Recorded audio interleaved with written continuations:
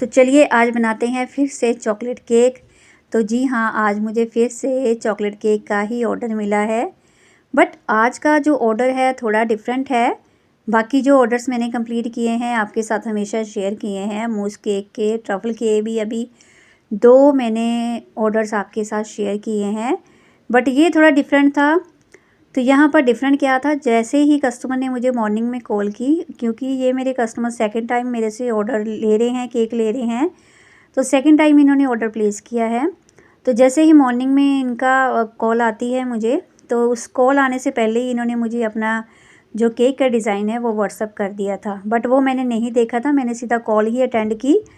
तो फिर क्या हुआ, कस्टमर ने बोला कि फिर मैंने पिक्चर देखी और कस्टमर ने बोला कि आपको ऐसे ही केक बनाना है। तो मैंने बोला कि आपको चॉकलेट में ही चाहिए ऐसे ही। तो उन्होंने कहा हमें ऐसे ही चाहिए, पर आपको इसको डार्क नहीं रखना है। आई मीन टू से कि उनको यहाँ पर डार्क चॉकलेट नहीं चाहिए थी, कड़वा नहीं चाहिए था, क्योंकि उन्होंने बोला कि बिटर हो जाता है चॉकलेट एक्स्ट्रा डार्क होने की वजह से। तो आप कोशिश करें कि मिल्क चॉकलेट की ही यूज़ करें। तो फिर मैंने यहाँ पर क्या किया, जब मैंने गनाश बनाया तो वहाँ पर मैंने इक्वल रेशो रखा था वाइट और डार्क चॉकलेट का।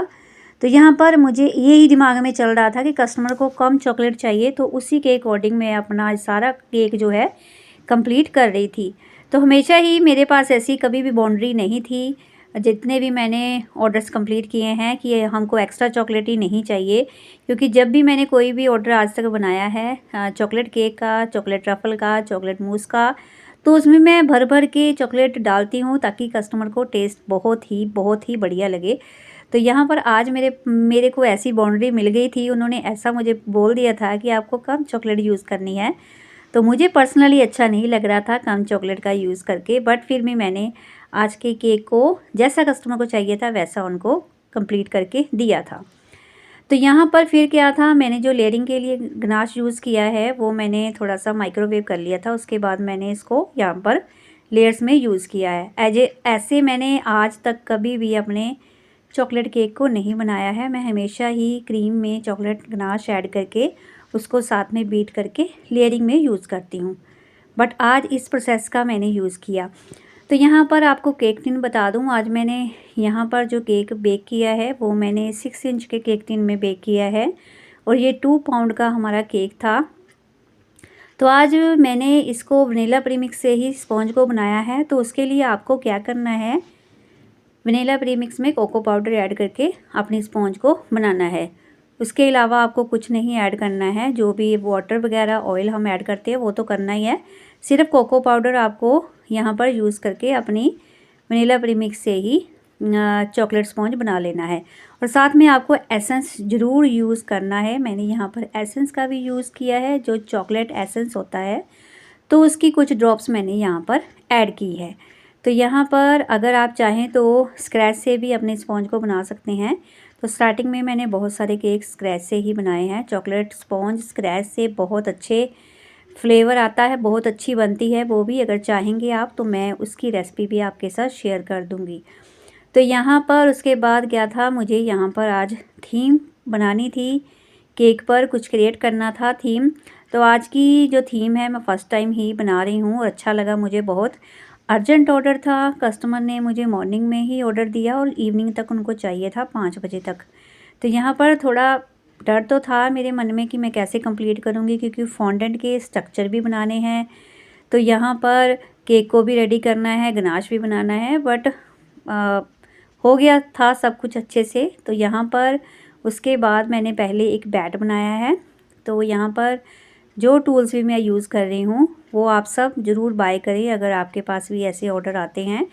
फॉन्डेंट टूल सारे अपने पास रखें, क्योंकि आपको ये नहीं पता होता है कि कौन सा टूल किस स्ट्रक्चर को बनाने में यूज़ हो जाए। तो मैंने मोस्टली सभी जो फॉन्डेंट के टूल्स हैं वो बाय करके रखे हुए हैं, क्योंकि मैं अभी काफ़ी जो ऑर्डर्स हैं फॉन्डेंट के बना चुकी हूँ। अगर आप रेगुलर वॉच कर रहे होंगे मुझे तो आपको पता होगा। तो मैं भी यहाँ पर धीरे धीरे फॉन्डेंट के स्ट्रक्चर्स बनाना सीख रही हूँ। अगर आपको कुछ और पूछना है फॉन्डेंट के स्ट्रक्चर्स के बारे में, फॉन्डेंट के रिलेटेड कुछ पूछना है तो आप पूछ सकते हैं मुझे कमेंट बॉक्स में। तो यहाँ पर फॉन्डेंट की अगर आपके पास ऑर्डर 1-2 दिन पहले कंफर्म हो जाए तो बहुत अच्छा है, क्योंकि इसको ड्राई होना ज़रूरी होता है। बट अभी विंटर हैं तो आराम से ये सारे स्ट्रक्चर्स ड्राई हो गए थे जब मैंने इनको केक पर प्लेस किया। तो ये इनको केक पर प्लेस करने से 2 घंटे पहले ही मैंने इनको बनाया था, जबकि केक मुझे शाम को 5 बजे देना था। और केक की फाइनलाइजिंग करने के बाद मैंने इन स्ट्रक्चर्स को बनाया। बहुत इजी थे, ज़्यादा टाइम नहीं वेस्ट हुआ इनमें, बहुत इजीली ये बन गए थे।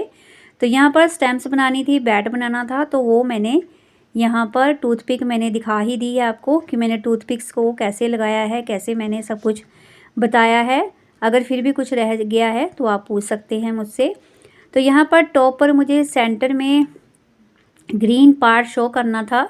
तो पहले मैं सोच रही थी कि मैं फॉन्डेंट से ही एक बहुत बड़ा जो सर्कल है वो कट करके यहाँ पर प्लेस करूँगी, बट फिर मैंने सोचा कि इसमें बहुत ज़्यादा फॉन्डेंट जाने वाली है, क्योंकि हमारे केक का प्राइस जितना भी है उसके अकॉर्डिंग ही मुझे काम करना था। तो फिर मैंने क्या किया, यहाँ पर थोड़ा सा रिस्क लेते हुए मैंने यहाँ पर सेंटर में ग्रीन कलर की क्रीम अप्लाई कर दी है। अगर आपको ऐसे अप्लाई करना है क्रीम को तो आप बहुत छोटा कट लगाकर अपने जो क्रीम को है अप्लाई कर सकते हैं। और उसको स्प्रेड करने के लिए आपको हमेशा ही सॉफ्ट स्क्रैपर का यूज़ करना है। तो उसके बाद मुझे यहाँ पर ग्रास बनानी थी, तो मैंने पहले कोशिश की कि मैं उसी पाइपिंग बैग से ग्रास बना लूँ, बट वो नहीं सक्सेसफुल हुआ। तो फिर मैंने यहाँ पर अपनी ग्रास नोज़ल को उठाया। तो इसको नोज़ल को यूज़ करना है अगर आपको, तो आपको बड़े ही हल्के हाथों से इसको नीचे से ऊपर की तरफ लेके आना है। जितना आप उसको खींचकर ऊपर तक लेके जाओगे उतनी लंबी आपकी ग्रास यहाँ पर बनेगी।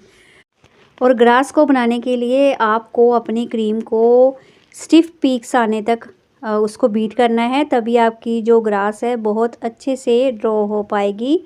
तो उसके बाद हमने जो फॉन्डेंट के फिगर्स बनाए हैं वो हमने टॉप पर प्लेस कर दिए हैं। तो यहाँ पर कस्टमर ने नेम राइट करने को बोला था, तो वो हमने अल्फ़ाबेट कटर से यहाँ पर अल्फ़ाबेट्स निकाल कर कस्टमर का नेम यहाँ पर ड्रॉ किया है। तो उसके बाद हमारे केक का फाइनल लुक ये है। आज की वीडियो कैसी लगी है, अच्छी लगी है तो लाइक ज़रूर करें और नोटिफिकेशन के लिए बेल आइकन ज़रूर प्रेस करें, ताकि जैसे ही मैं वीडियो अपनी डालूं वैसे ही आपके पास वो सबसे पहले पहुंचे। तो फिर मिलती हूँ एक प्यारे से केक डिज़ाइन के साथ। Thanks for watching.